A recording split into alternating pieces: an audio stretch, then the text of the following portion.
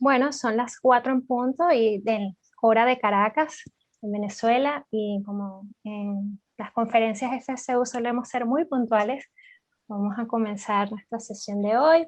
Buenas tardes a todas las personas que ya están conectadas a nuestra transmisión. Bienvenidos todos a nuestro octavo encuentro del ciclo de conferencias FCU, espacio virtual que hemos ideado para escuchar vía Zoom a diversos especialistas y además abordar distintos temas desde distintas disciplinas. La dinámica del encuentro es la siguiente: escucharemos a nuestra conferencista y al final ella atenderá algunas preguntas o comentarios que ustedes tengan. Pueden hacer sus preguntas por el chat de preguntas y respuestas que tienen aquí abajo de la pantalla. Igual estaremos atentos a sus comentarios por el chat de la sala, que estará activo durante toda la conferencia. Y bueno, la conferencia de este jueves se titula Guerra y fotografía en Latinoamérica en el siglo XIX. Nuestra conferencista hablará de esa relación entre guerra y fotografía durante el siglo XIX, que fue el siglo en que la guerra fue capturada por primera vez por la cámara fotográfica, y ella nos explicará que este fenómeno cambió la manera como se concebía la guerra, así como también las funciones y estilos de la propia fotografía. Ella viene aquí hoy a hablarnos de estas relaciones. Ella es una profesora e investigadora que está trabajando en Chile, Cecilia Rodríguez, que además tenemos el honor de que este año sea parte del jurado del Premio Anual Transgenérico, pero aquí está nuestro presidente ejecutivo, Elías Pino-Iturrieta, que va a darle la bienvenida a Cecilia en nombre de todo el equipo de la Fundación. Elías, buenas tardes, bienvenido tú también. Hola, doña Nida, gracias, buenas tardes. Buenas tardes a todos. Cecilia, un placer tenerte con nosotros. Hoy, estimados amigos, estamos de estreno absoluto, porque este es un tema inédito para nosotros los venezolanos, entre otras cosas porque no nos metimos en guerras internacionales como el resto del vecindario, y por consiguiente no nos fotografiamos con arreos de guerra. De manera que es un tema novedoso cómo la imagen y las acciones bélicas se pueden estimar y analizar. En este caso, los movimientos de la Triple Alianza y la famosa Guerra del Pacífico. Para este estreno absoluto contamos con la compañía de nuestra querida Cecilia Rodríguez Lema. Leo un breve currículum de Cecilia para después dejarla con ustedes. Cecilia Rodríguez Lema es actualmente profesora del Instituto de Lingüística y Literatura de la Universidad Austral de Chile. Allí, en la Universidad Austral de Chile, dirige el Magíster en Literatura Hispanoamericana Contemporánea. Antes de ir a Chile, por supuesto, en México se doctoró en Letras Hispánicas en la UNAM, en la Universidad Nacional Autónoma de México. Pero antes, aquí entre nosotros, obtuvo un magíster en literatura latinoamericana en nuestra Universidad Simón Bolívar.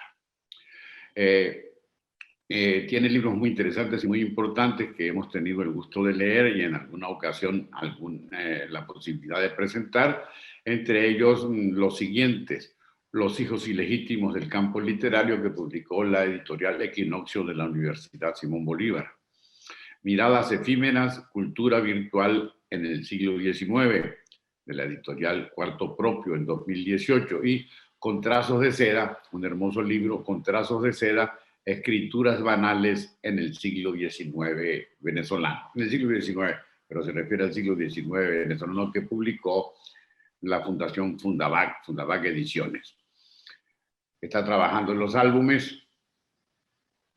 Hay actualmente un proyecto sobre álbumes fotográficos en Chile durante el entresiglo, es decir, los últimos años del siglo XIX y los primeros del siglo XX, y ese trabajo lo coordina Cecilia, de manera que estamos seguros de que va a ser muy provechosa la compañía que hoy nos va a brindar y las sugerencias que nos va a dar sobre este tema tan poco trabajado por nosotros. Cecilia, para la Fundación para la Cultura Urbana, para la Yanira y para mí, es un privilegio presentarte. Queda con ustedes Cecilia Rodríguez Lema. Bueno, muchísimas gracias. Yo quiero agradecer la invitación de la Fundación para la Cultura Urbana y, bueno, agradecer a Dayanira y agradecer también a Elias Pino por su presentación. Y, bueno, gracias por sus palabras, un autor que admiro y cito mucho. Así que gracias, Elías. Bueno, yo hoy quisiera hablar un poco, algunas líneas generales sobre la guerra y la fotografía de guerra. En particular, yo estoy trabajando con álbumes de guerra en el siglo XIX de América Latina. Y quiero traerle una muestra un poco general de lo que estoy haciendo. Yo pasé de trabajar la moda a la guerra, no sé muy bien cómo hice eso, pero así fue mi tránsito de los figurines y las ilustraciones del siglo XIX a la fotografía de guerra, dentro de otros álbumes que también estoy estudiando, ¿no? Entonces me interesan los álbumes fotográficos como una obra, digamos, una que narra a través de la construcción fotográfica. Me interesa cómo esos álbumes fotográficos fueron de alguna manera elaborados desde el Estado, que son los que más me interesan, y cómo a través de esos álbumes fotográficos se intentó ordenar el país, sus instituciones, el Estado, el territorio, los cuerpos. Y justamente ahora estoy trabajando con la idea de cómo se intentaron ordenar esos cuerpos a través de los álbumes fotográficos. Y me interesa cómo ese intento de orden tiene de alguna manera una serie de fisuras, fallas, escisiones que terminan siendo muchas veces intentos fallidos, ¿no? Entonces, voy a empezar con estos álbumes. Tengo una serie de fotografías que quiero compartir con ustedes y después me gustaría mucho poder escucharlos, ¿no? Voy a compartir.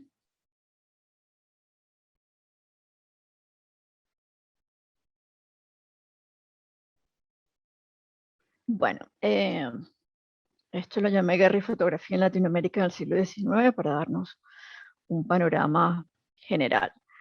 Voy a partir desde la pintura, ¿no? La idea de imaginar la guerra. Cuando pensamos en la guerra en el siglo XIX, generalmente pensamos en representaciones pictóricas, ¿no? De alguna forma nos hemos acostumbrado a que el imaginario del siglo XIX de la guerra está en las pinturas y sobre todo en las pinturas de las guerras que podríamos llamar fundacionales, las guerras de independencia. En este caso les traje un fragmento muy conocido por los venezolanos, la batalla de Carabobo de Martín Tovar y Tovar, y pensar, digamos, cómo es imaginar la guerra a través de la pintura. Tuvo que lidiar con otras formas de imaginar la guerra en el momento en que entra la fotografía y tenemos que lidiar con otras formas de registro muy diferentes y cómo eso cambia también el discurso sobre la propia guerra, ¿no? Entonces, ese paso de la pintura y de los textos escritos a la fotografía y lo que de alguna manera implique ese paso, ¿no? Yo quise comenzar con la idea del campo de batalla. Yo me voy a centrar en dos guerras principalmente. La guerra de la Triple Alianza, o llamada la guerra contra el Paraguay, y luego voy a trabajar con la guerra del Pacífico, ¿no? Lo primero que quiero mostrarles, bueno, son las dos grandes guerras, digamos, fotografiadas en el siglo XIX en América Latina. Ya se habían fotografiado en Estados Unidos la guerra de secesión y se había fotografiado la guerra de Crimea, ¿no? Entonces, en América Latina estas son las primeras fotografías que intentan registrar la guerra y me interesa comenzar por los campos de batalla, a ver cómo es esa fotografía del campo de batalla y la imposibilidad de representar la guerra, ¿no? Esta foto precisamente que tomo acá, y ahora voy a ser un poquito más específica con los fotógrafos, me interesa por la ausencia, por lo que no es posible mostrar y por lo que la foto no nos puede mostrar. En este momento estamos hablando de una fotografía que tiene una serie de dificultades técnicas, Es una fotografía que se hace con colodión húmedo, lo que implica que, por un lado, se necesita posar ante la cámara durante un periodo que no permite captar la instantánea. Por otro lado, requiere todo un equipo para poder, el colodión húmedo tienes que revelarlo en el momento y tiene que hacerse en el campo de batalla. Y en estos campos de batalla lo que no vemos es la batalla, a diferencia de la pintura, ¿no? Podemos ver, por ejemplo, que es tomada de un álbum, y ahora les especifico mejor. Se supone que es un campo de batalla, pero lo único que vemos es el campo, es el paisaje. La batalla no está. Entonces, el comienzo de esta fotografía de guerra, que tiene la imposibilidad de nombrar la guerra, de representarla, y que solamente nos puede mostrar el escenario, y donde la fotografía se asemeja mucho a la fotografía del paisaje. Eso es una de las primeras inquietudes, ¿no? Divido entonces estos campos de batalla en estas dos guerras, la guerra de la Triple Alianza, que fue la primera guerra fotografiada en América Latina, y lo llamo el desorden óptico. Es una guerra, sabemos que está involucrado Brasil, Argentina y Uruguay contra el Paraguay. Es una guerra bastante cruenta, pero quiero ver lo que hace la fotografía, y lo llamo desorden óptico, jugando un poquito con Benjamin y la idea del inconsciente óptico, como la fotografía nos logra mostrar algo que de alguna manera el ojo no puede ver. En este caso, parodiando un poquito a Benjamin, lo llamo el desorden óptico, porque la fotografía muestra y no muestra lo que sucede en la batalla, y el desorden al tratar de representar la guerra. O sea, creo que en esta primera guerra en América Latina, la manera de tratar de captarla es muy desordenada y un tanto anárquica, y ahora veremos por qué, ¿no? Estas fotografías de las que voy a hablar son tomadas por Javier López, es un fotógrafo que trabaja para Bat y compañía, una compañía ya con una trayectoria, y que manda entonces a este fotógrafo a la guerra, ¿no? Él tiene este álbum, La guerra contra el Paraguay, donde hay una serie de fotografías. Este es un álbum que se conserva en Uruguay. Y lo primero que nos muestra es esta campaña que podemos ver acá, esta especie de tienda, donde se revela el colodión húmedo una vez que se ha captado la imagen fotográfica, ¿no? En la placa. Entonces, todo lo que implica en el caso para este fotógrafo, y la dificultad de poder captar entonces, y por eso los vacíos representacionales, digamos, en esas imágenes, ¿no? Entonces, en esta primera fotografías de guerra, vamos a ver que no está la acción, no es posible no es posible fotografiarla, sino que están los campos, esos campos de batalla que a veces son simplemente paisajes. Están, aquí por ejemplo tenemos la Guardia de Honor de Mitre, están estos personajes que vemos muy a lo lejos, a la distancia, difíciles de distinguir, de nuevo como si se tratara de paisajes, ¿sí? Si seguimos un poco más adelante, vemos este tipo de imagen donde pareciera que finalmente hemos llegado a la acción, a la batalla. Esta está subtitulada además Batalla del 18 de julio, pero sabemos que todas estas imágenes están posadas para la cámara, ¿no? Es decir, aquí cada uno de estos personajes tuvo que colocarse en una determinada posición, ser dirigido por el fotógrafo, los cañones se colocaron. Es decir, no es la batalla, sino de alguna forma la actuación de la batalla, el performance de la batalla ante la cámara, ¿no? Entonces, de nuevo tenemos que la fotografía, que se supone que es el registro de lo real, que se supone que es, en teoría, digamos, eso son, en este momento en el siglo XIX, esta fotografía se supone que es registro de lo real, pero sabemos que es actuación, que es performance. Lo mismo que se hacía igualmente en la Guerra de Secesión, lo hacía Matthew Brady, también poniendo los cadáveres y los acomodaba para hacer un escenario donde se fingía, se pretendía, se construía, y me interesa mucho la idea de construir, se construye una guerra, ¿no? A través de este tipo de fotografías. Tal vez las que nos resulten más cercanas de estas fotografías tan tempranas, toda esta serie de fotografías las toma en 1866, es esta fotografía de la trinchera. De nuevo, el fotógrafo no puede mostrarnos la batalla, pero puede mostrarnos el antes y puede mostrarnos el después, ¿no? Pero no nos puede mostrar el instante. Entonces, aquí tenemos ese antes, que es la trinchera, o que es la espera, y después nos muestra el después. Esos son aspectos que también aprovecho que está Sebastián por aquí, que también ha trabajado con la guerra de la Triple Alianza y que ha trabajado con esta imposibilidad de representar, y los antes y después, ¿no? Entonces aquí este antes y luego el después de la ruina que es un aspecto muy importante para representar la guerra, es decir, lo que queda, lo que sobra, lo que la guerra produce, ¿no? Entonces, la ruina se vuelve un elemento muy importante en las fotografías de guerra del momento, especialmente en la guerra de la Triple Alianza, como una forma de mostrar las consecuencias de esa guerra, ¿no? Entonces, hay muchas de estas fotografías donde lo que vemos es el edificio en ruina. De nuevo, recuerden que estas son fotografías todas posadas, ¿no? Es decir, todos están posando y todos están haciendo un performance ante la cámara, ¿no?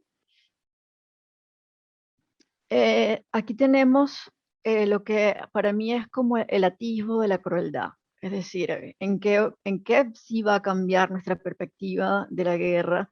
En que por primera vez vamos a ver los atisbos de la crueldad, pero de una forma bastante matizada.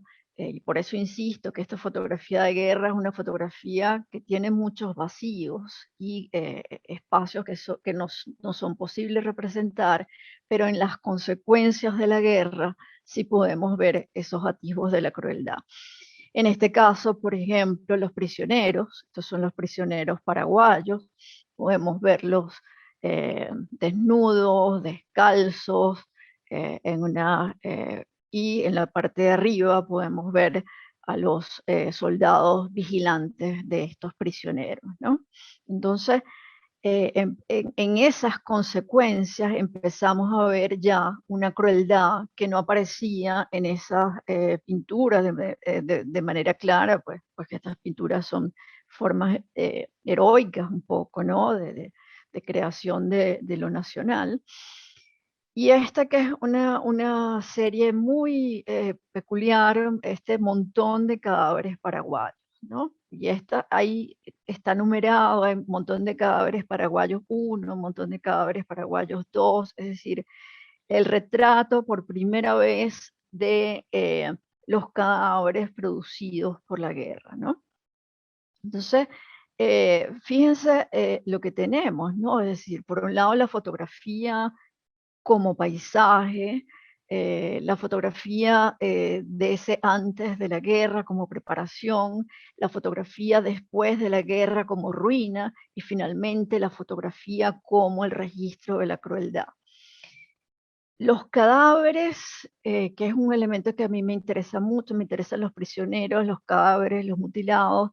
Los cadáveres son siempre los de los otros, ¿no? No se toman los cadáveres del propio, de los soldados propios, ¿no? Entonces siempre el cadáver es el cadáver del enemigo. Y eso es lo que permite de alguna forma representarlo en la manera que no se concibe como humano, como cuerpo, sino un poco, como dice Espósito, como carne, ¿no? Esto es carne, más que cuerpo, más que identidad, más que sujeto, más que humanidad. Entonces eso permite representar estos cadáveres paraguayos, y precisamente está especificado que son los cadáveres paraguayos, ¿no? Igualmente los prisioneros, estos son prisioneros, son niños combatientes en el Paraguay, en este caso uno mutilado y el otro no, pero los vemos famélicos, heridos, semidesnudos. Entonces, para mí esta primera guerra fotografiada es una guerra que tiene todavía mucha dificultad en encontrar un estilo de representación propio de la guerra, digamos, que experimenta con imágenes a la distancia, que experimenta también con imágenes muy cercanas, que experimenta con la crueldad, que empieza a ver además las consecuencias políticas de fotografiar la guerra. Estas imágenes, por otro lado, además intentan venderse como mercancía.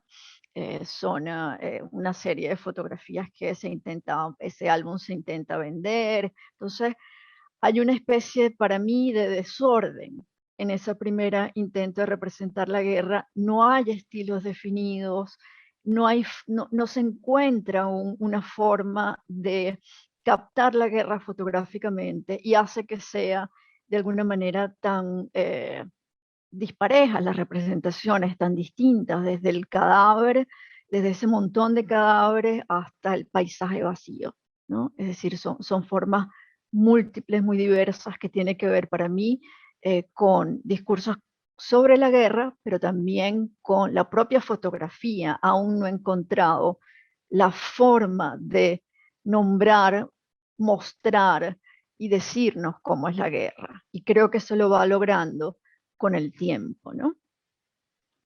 Comparo esas primeras fotografías con estas segundas, las de la Guerra del Pacífico, a la que la llamo la guerra ordenada. Si aquello era esta especie de desorden óptico donde toda fotografía es un poco caótica, la Guerra del Pacífico es una guerra donde ya la fotografía está muy, para mí, bien concebida, bien ordenada, y obedece a un discurso estatal que le pone de alguna forma unas reglas. En las primeras fotografías que vimos, de alguna manera es el fotógrafo, son los fotógrafos lo que le proponen al gobierno, bueno, danos permiso para fotografiar la guerra. En este caso es de mutuo acuerdo, ¿no?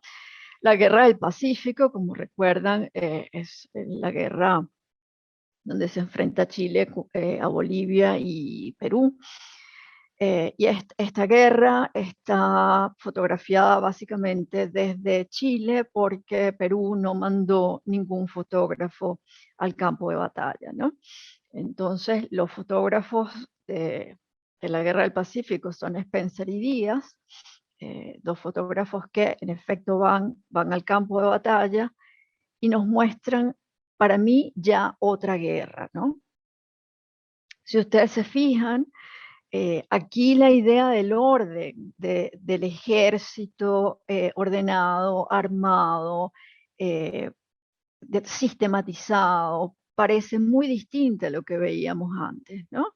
En el caso también de la Triple Alianza tenemos la complicación de que hay fotógrafos desde distintos lugares, ¿no? Es decir, desde Brasil, desde el Uruguay, desde Argentina. No hay un discurso unificado.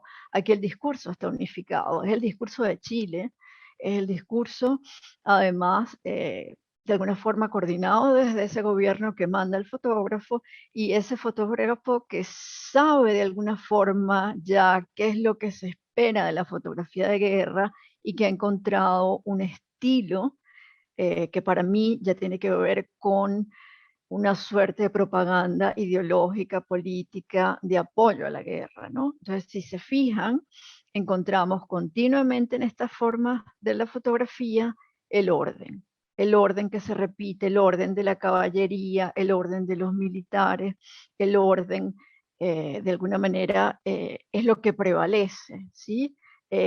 No hay ruinas, y los cadáveres, cuando aparecen, ya vamos a ver qué sucede con ellos, ¿no?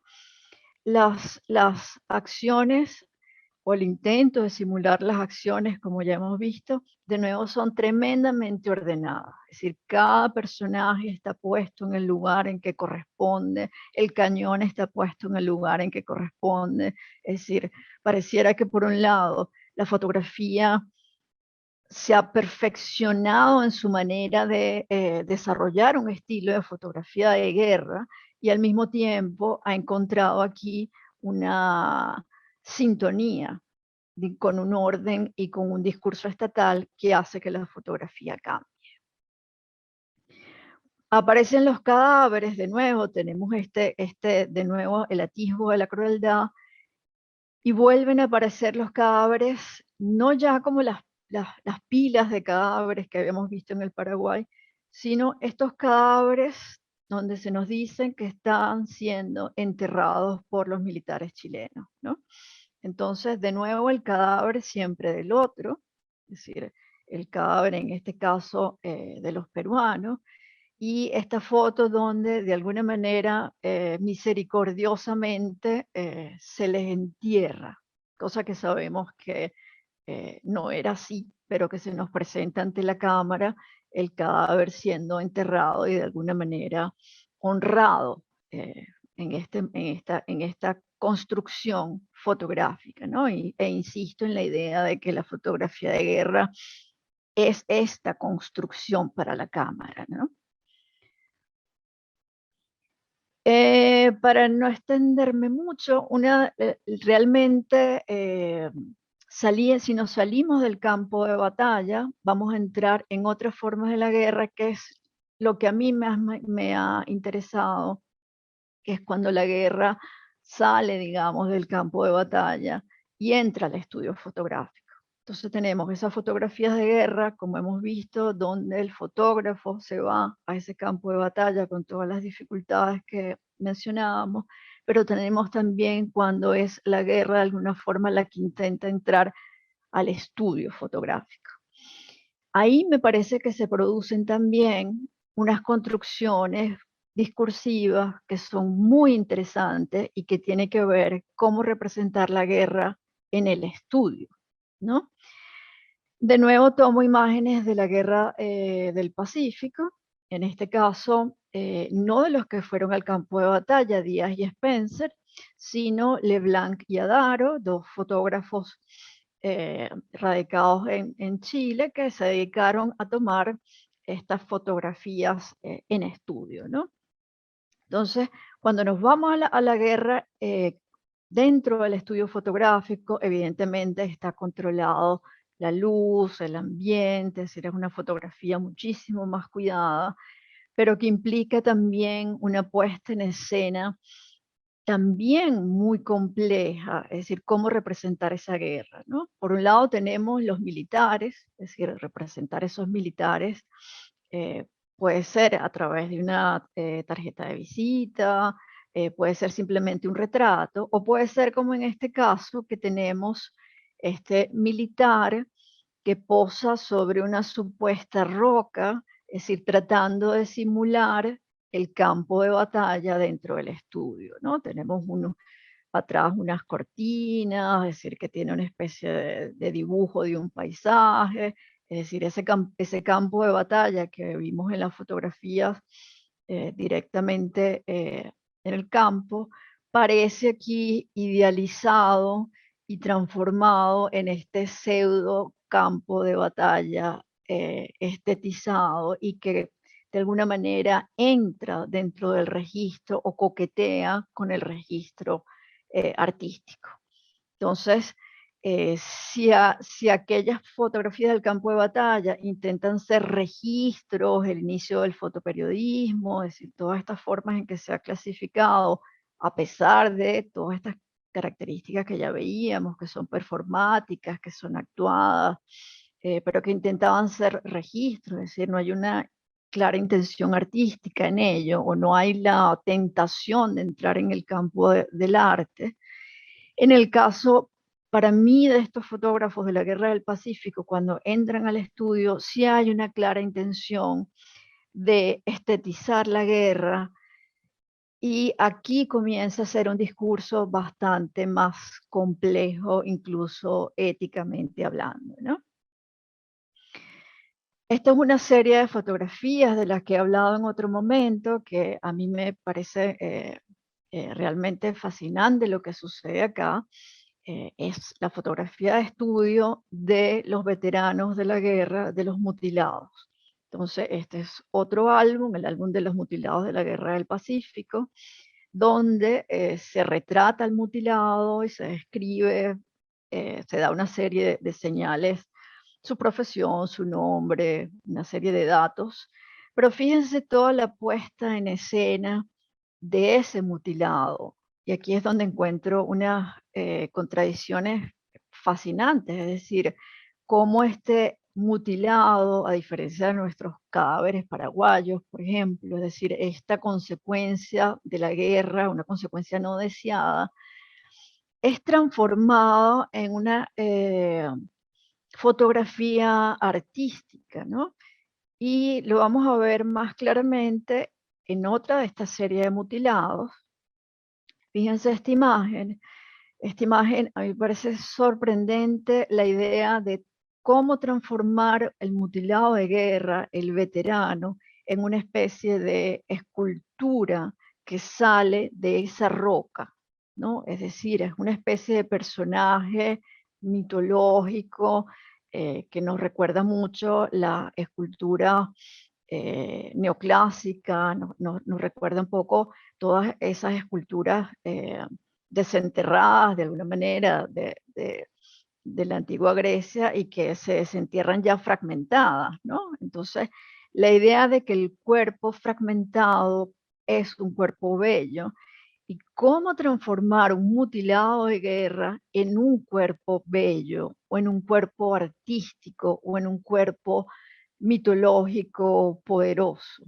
Entonces, creo que esa construcción de discurso es muy elaborada y cómo entonces este álbum de mutilados, en este deseo de hacer un poco de la guerra un espacio que no sea cuestionador, que de alguna manera ideológicamente acompaña el discurso además de los vencedores, de los chilenos, cómo entra la fotografía artística y qué tiene que ver la fotografía artística aquí y la estetización de ese cuerpo mutilado, lo difícil que resulta además estetizar ese cuerpo mutilado y por qué hacer el esfuerzo de estetizarlo un poco, ¿para qué? ¿No? Entonces, veo esta serie de cruces entre fotografía artística, fotografía de guerra, fotografía de estudio y la construcción tan compleja que desde el estudio se intenta de los elementos políticamente problemáticos de la guerra, ¿no? De nuevo, otros de estos mutilados de los veteranos, el uso de la roca, la columna, el paisaje en la parte de atrás, la simulación de un campo de batalla romantizado y al mismo tiempo, de nuevo, una figura que se nos presenta como una escultura de mármol bella en su fragmentación y no como un enfermo, un mutilado eh, o una figura problemática, ¿no? Es decir, difícil de representar. Otras formas también donde veo que esto se entrecruza, es decir, en esta serie de álbumes hay distintos registros, estos héroes de mármol, digamos, que salen de las rocas, pero hay también estos registros un poco más crudos, más desnudos, es decir, aquí no hay el uso de la escultura de mármol, pero fíjense la cercanía, por ejemplo, de esta fotografía con lo que ven en la parte derecha, que es esta idea del freak show, de la exhibición de los cuerpos mutilados, de los cuerpos anormales, anómalos, y cómo de alguna manera, de nuevo, se están imbricando dos espacios fotográficos que parecieran muy distintos, ¿no? El del veterano de guerra y su intento de dignificación, junto a lo similar que resulta incluso toda la escenografía, la mesa, con el freak show y con toda esta idea de, del cuerpo mutilado, anómalo, como espectáculo. Entonces, es una fotografía que va oscilando sin encontrar aún, creo, la manera de representar ese mutilado como freak show, ese mutilado como escultura de mármol, cómo hacer ese mutilado, o como un burgués simplemente al que le falta una parte. ¿Sí? Son varios de los registros de los mutilados, ¿no? Terminando entonces con las mujeres y la guerra, también al lado izquierdo una fotografía de Leblanc en esta idealización de la mujer, y la mujer metida en la mujer de la guerra metida en el estudio fotográfico, ¿no? Entonces sabemos que también aquí hay una construcción. Ella porta unas armas, es decir, tiene un cuchillo que tiene en la mano, tiene un fusil. Son las cantineras, que son las que acompañaban a los soldados a la guerra, que generalmente lo que hacían era preparar la comida, ese tipo de actividades más, digamos, domésticas, ¿no? Pero que tenía que ver con el cuidado de su familia, con el cuidado del soldado, y que aquí se presenta de nuevo en este espacio del estudio, idealizada a través de armas que no portaba, por ejemplo, ¿no? Pero que la convierte, el estudio y la fotografía la convierte en esta guerrera. Quise contrastar con la imagen, esta imagen peruana, que es la mujer, en el caso de Chile, tenemos esta imagen, ay, se me fue la palabra, ¿cómo es? Son las, se me fue. En el caso peruano son llamadas, en el caso de Chile son las cantineras, son llamadas así, y en el caso peruano, que es la que tenemos a mano derecha, son llamadas las rabonas.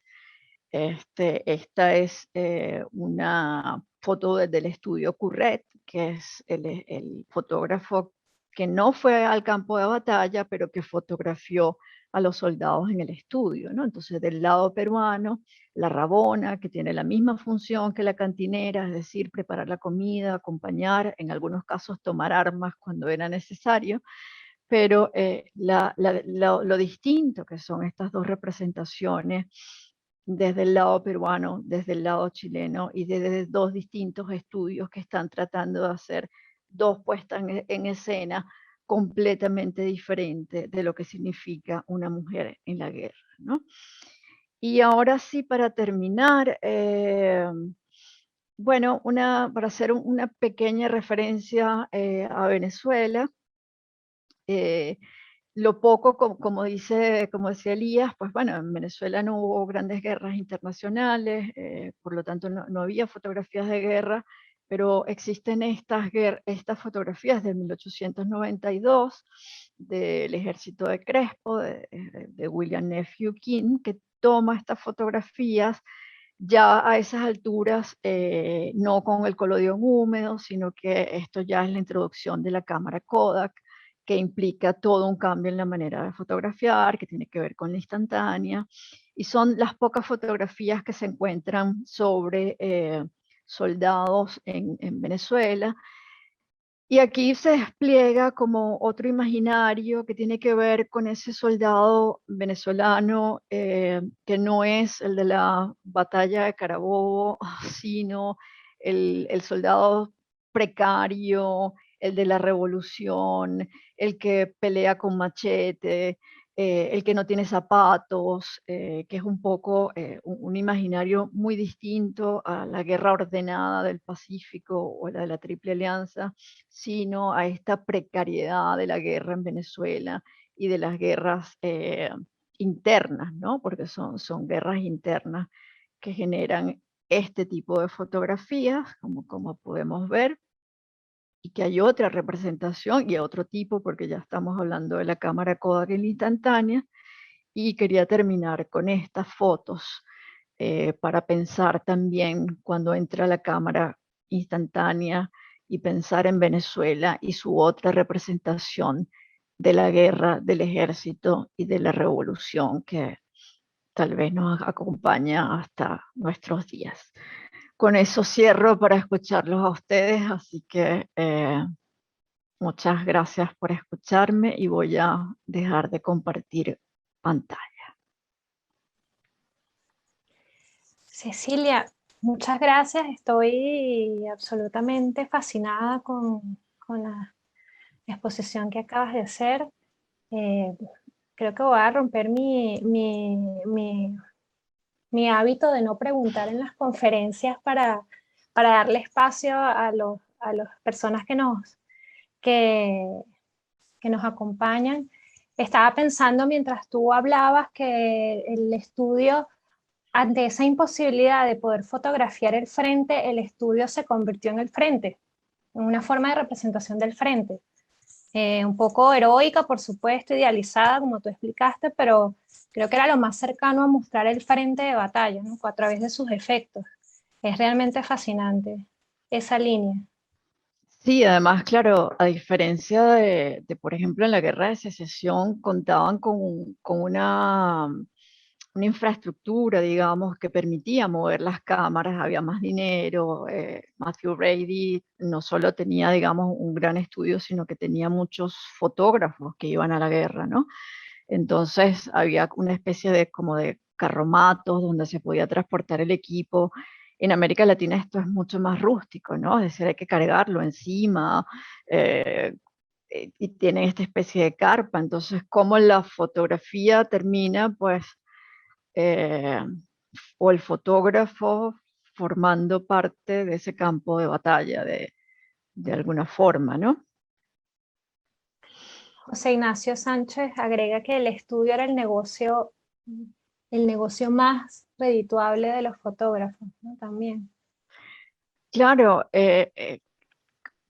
lo complejo también de estas fotografías es pensar que están a medio camino entre la mercancía visual del siglo XIX y el discurso más estatal. Entonces, ellas son la mezcla de ambas cosas, ¿no? Estas fotografías se intentan vender, se promocionan en la prensa, se logran vender muchas veces. Algunas tienen formato de tarjetas de visita, otras tienen el formato de álbum, otras funcionan como folletos y de alguna manera, sobre todo en la guerra de la Triple Alianza, el objetivo es más bien comercial. Estos fotógrafos van porque quieren vender, porque ven en eso un negocio, porque creen que pueden mostrar que a la gente le va a interesar ver la guerra fotografiada, ¿no?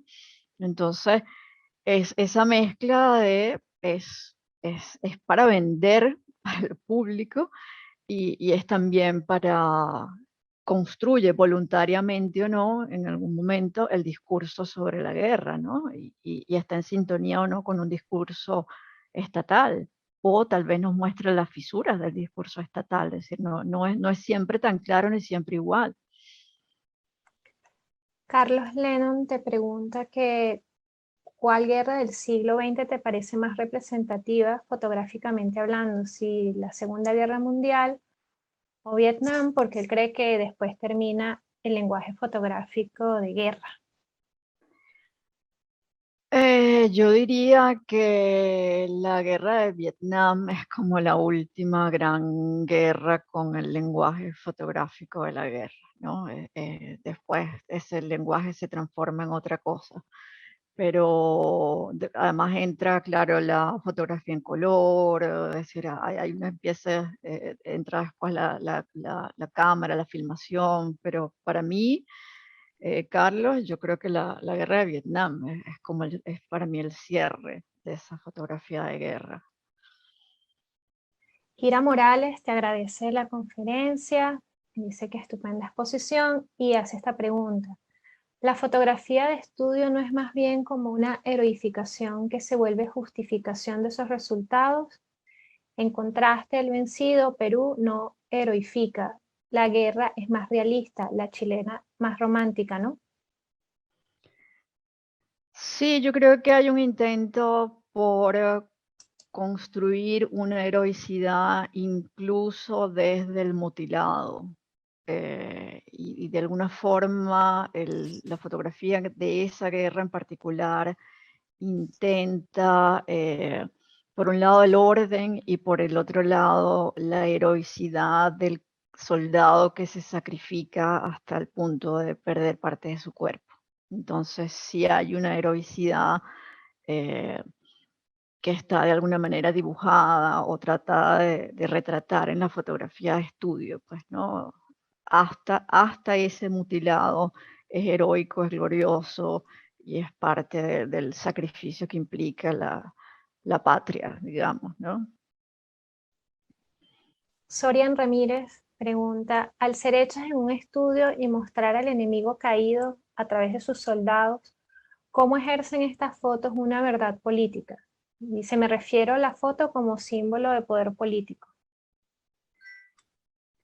Yo creo que representan un discurso político, no una verdad política, sino un discurso político sobre la guerra, la justificación de la guerra, su poder, su superioridad. Entonces creo que es un discurso visual, pero discurso al fin. Entonces un discurso político sobre la guerra. Desde la ciudad de Osorno, en Chile, Martín Quintana te envía esta pregunta. Dice, en un momento en que las guerras se televisan sincrónicamente, tal y como si fuera un reality show, ¿de qué modo valorar la tensión entre imagen fija, fotografía y en movimiento audiovisual? Yo creo que ya es otra forma de representar la guerra. Así como vimos, digamos, la guerra cuando sale de la pintura y entra la fotografía, ya cuando la fotografía, digamos, la guerra sale de la fotografía y entra la imagen en movimiento, son otras formas de representarla, de pensarla y de imaginarla. Y ya, claro, hay muchas variantes, pero bueno, tendemos ahora, la guerra parece cada vez más como una cosa distante, las luces en el cielo, los aviones, es decir, hemos salido del campo de batalla, del medio, y parece que estamos ahora siempre desde una cámara muy elevada que está en un avión o que mira las bombas del cielo, ¿no? Entonces, creo que es otro tipo de lenguaje y que tiene que ver con distintas formas de entender la guerra y que puede ser tan crucial como fue pasar de la pintura a la fotografía y de la fotografía a la imagen en movimiento, ¿no? Y cómo eso va cambiando, ¿no? Es decir, de acuerdo a muchos intereses que se puede filmar y que no, desde dónde se filma, cómo se filma. Ahí hay como otros procesos que habría que estudiar. José Serna te envía 3 preguntas.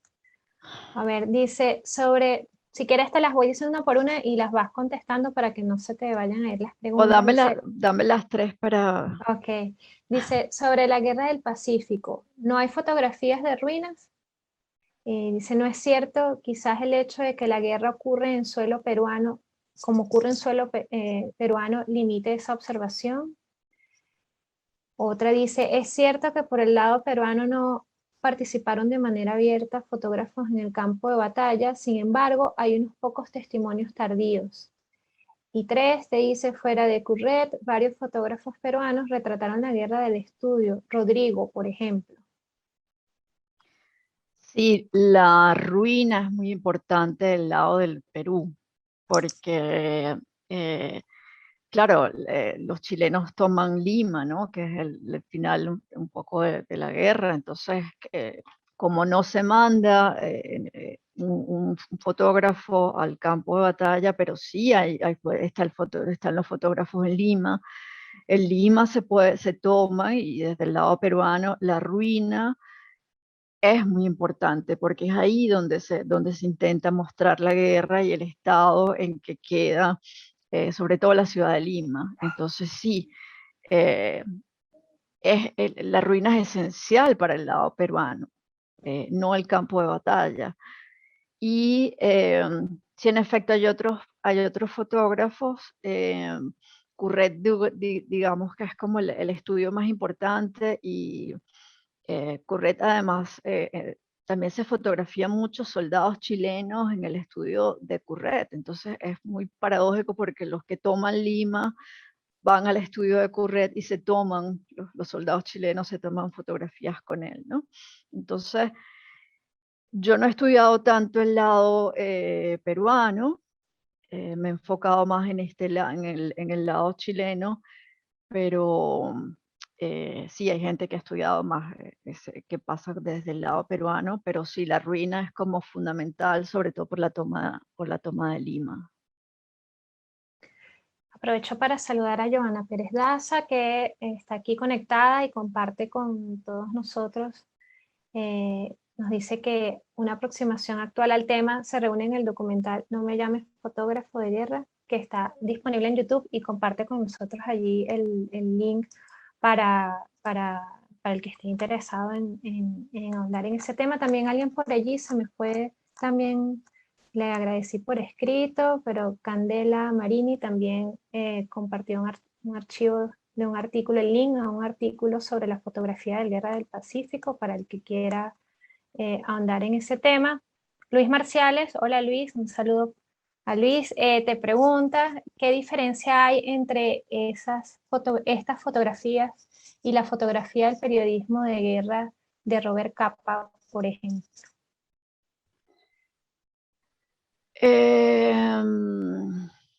Oye, Luis.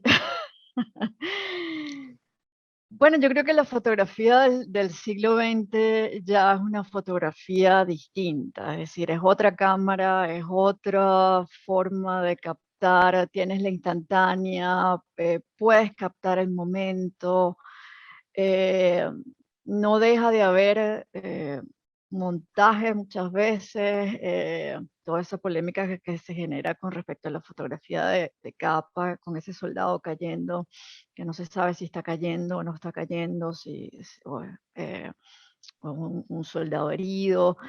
Pero claro, el cambio ya tiene que ver precisamente con la posibilidad de la instantánea, pues, ¿no? Ya no vamos a ver el paisaje vacío, es decir, ya la guerra está ahí, la puedes aprender de alguna forma con la cámara, la acción, el fotógrafo está metido, digamos, en ese campo de batalla, y no hay esos silencios de alguna manera que están en estas fotografías del 19 por sus imposibilidades y porque creo que no ha encontrado un lenguaje propio.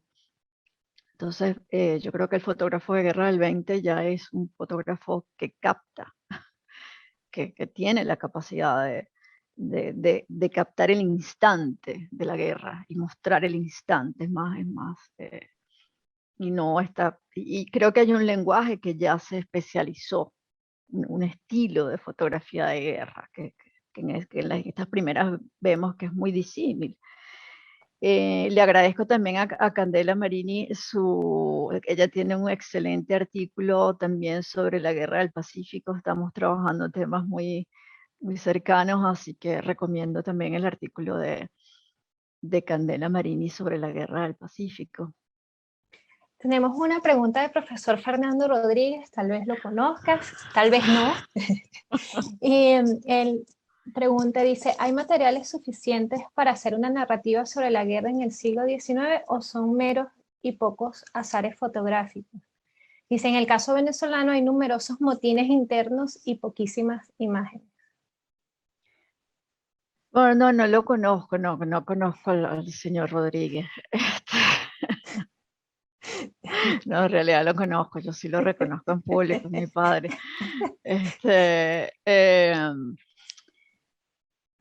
Yo creo que depende mucho de los países. En Venezuela, en efecto, hay muy poca fotografía, muy poca, pero no sé, en el caso de Brasil, por ejemplo, hay mucho registro fotográfico. En el caso del Uruguay, hay conservados también muchos registros fotográficos. Entonces, yo creo que sí hay material suficiente. se han hecho trabajos previos. Por ejemplo, el de Ángel Cuarterolo ha hecho un trabajo muy importante sobre la guerra de la Triple Alianza y ha recogido muchas de esas fotografías. Entonces, sí hay material, yo diría que sí hay, y sí hay mucho en archivo. Depende mucho de a dónde llegaron los fotógrafos, del lugar de las guerras, obviamente. Pero sí hay. Yo diría que en Brasil, Uruguay, Argentina, hay muchísimo material con que trabajar aún. Luz Anaí Morales te agradece y dice que hay un trabajo de Carmen McEvoy, creo que se pronuncia así, Guerreros Civilizadores, que justamente analiza cómo esa particular forma de representar, narrar, construir la guerra por parte de Chile era una manera de reafirmar la civilidad de las tropas chilenas en contraste con las demás. Dice, esto tal vez pueda explicar también las fotos a mutilados en escenarios casi escultóricos que vinculan a estas heroicidades con una forma de elevación de alta cultura.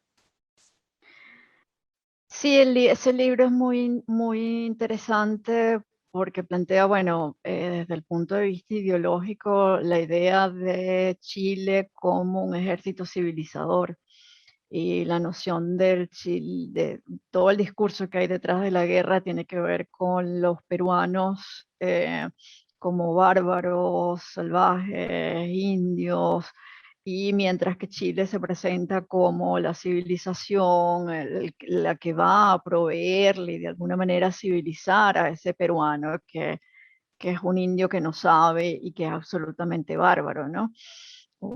Entonces, es muy, claro, toda la ideología y toda la propuesta política que está detrás tiene que ver precisamente con esa superioridad del chileno discursivamente, ¿no? Y estos mutilados siguen siendo superiores porque son los héroes que han dado un poco su cuerpo por civilizar aquella barbarie, ¿no? Entonces, desde el discurso desde Chile sobre el peruano y McEvoy lo analiza muy bien, tiene que ver con la concepción de que es una civilización que va a civilizar a ese pueblo tan bárbaro, primitivo, indio, que es el pueblo peruano y boliviano. María Strasser habla sobre la dificultad de este corpus que tú manejas, de encontrarlo. Dice, en la guerra de la Triple Alianza contra Paraguay, el material que hay es más de un acervo privado. Dice, en Argentina es muy complicado encontrarlo.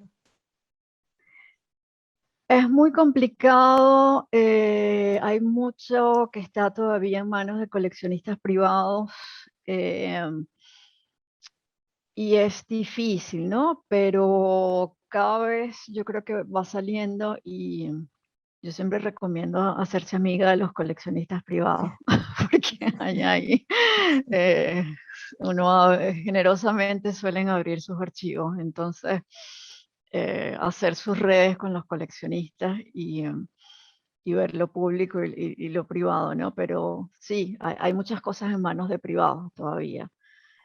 Y eso, bueno, en algún momento debería tener otro destino, pero bueno, ya eso son políticas de archivo de los países y nos meteríamos como en otro tema, las políticas de archivo, ¿no? Y porque eso está en manos privadas y no públicas. Elías.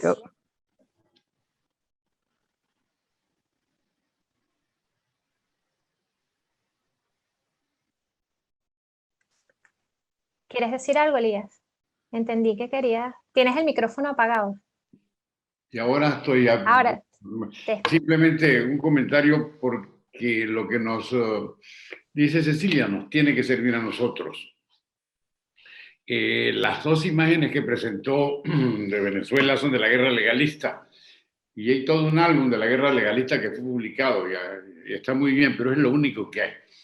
Ahora, ¿por qué hay ese vacío? En el caso nuestro, si se compara con las muestras que acabamos de ver, fundamentalmente porque no hay ejército nacional. En Chile están peleando el ejército de Chile contra el ejército del Perú. Aquí no tenemos ejército. Aquí son todavía, aún en el caso de la guerra legalista,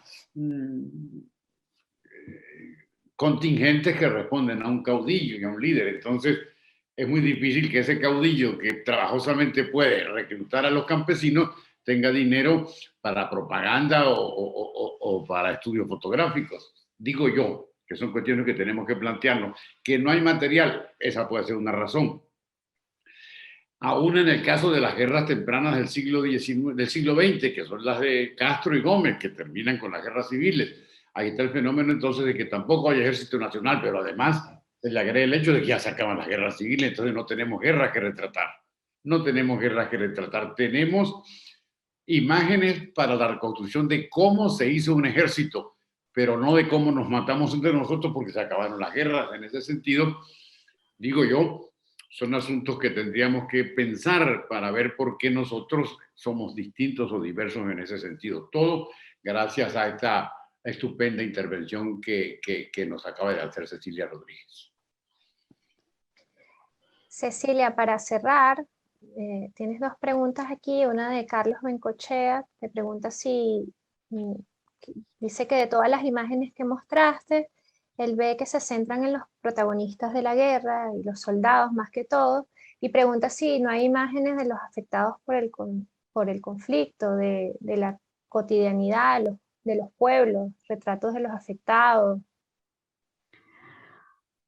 Hay algunas sí en la Guerra de la Triple Alianza, hay algunas de mujeres y niños, pero no es lo que prima. Lo que prima es como mostrar el intento de mostrar la guerra, el combate, los militares. Ese es un poco el intento de mostrar esa guerra, no las poblaciones, aunque hay algunas en la guerra de la Triple Alianza. La guerra del Pacífico yo no he visto ninguna, no sé del lado peruano posiblemente haya algunas, pero del lado chileno no las he visto.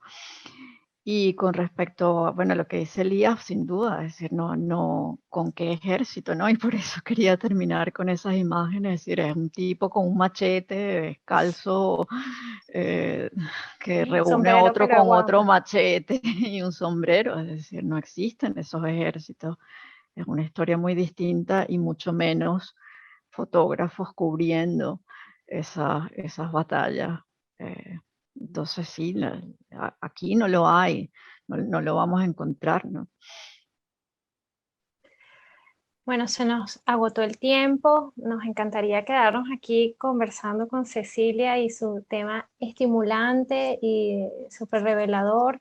Creo que el chat sigue allí en movimiento. También te queda allí un largo comentario que te hace Sebastián Díaz Dujalde por el chat de preguntas y respuestas sobre tu trabajo, y bueno, las personas que están agradeciendo, más bien el agradecimiento es de nosotros por habernos acompañado. Cecilia, gracias. Estaremos muy pendientes de tu trabajo y de cómo evoluciona y cómo sigue esta investigación que estás llevando a cabo. Gracias por acompañarnos hoy y compartir este trabajo que estás haciendo, este magnífico trabajo.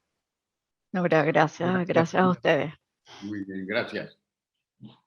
Les recuerdo a las personas que nos estuvieron acompañando que próximamente esta conferencia va a estar, como siempre, subimos a nuestro canal de YouTube las conferencias FCU, y los esperamos, por supuesto, el 28 de octubre para otro encuentro en el que tendremos como invitado al profesor, investigador e historiador Diego Bautista Urbaneja.